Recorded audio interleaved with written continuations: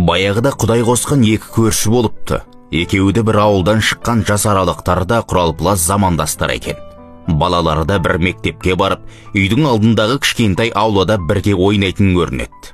Бірақ әлгі көршілердің біреуі баласына үнемі: "Балам, велосипедіңді ешкімге бермей өзің ойна. Олар бекерге сындырып тастайды. Балам, мынаны ешкімге көрсетпей жеп ал. Балам, оларға есеп шығарып берме, шаршап қаласың.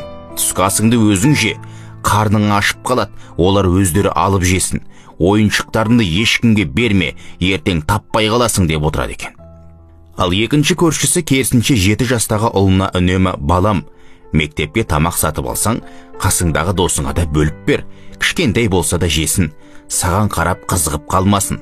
Велосипедті кезектесіп тебіңдер, ол саған қарап тұра ма? Обал ғой. Ойыншықтарыңды өзің ғана ойнай бермей, анда-санда қасындағыларға да беріп тұр. Түскі ас алар кезде достарыңның ақшасы жетпей қалса, сен бере сал" дейді екен. Сөйтіп не керек?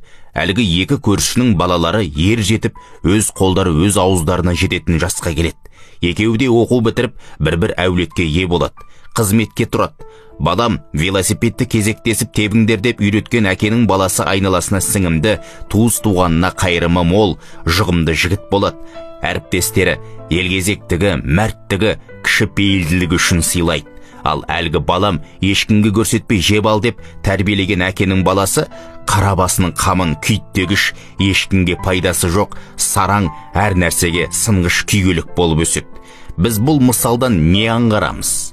Бала біздің айнамыз.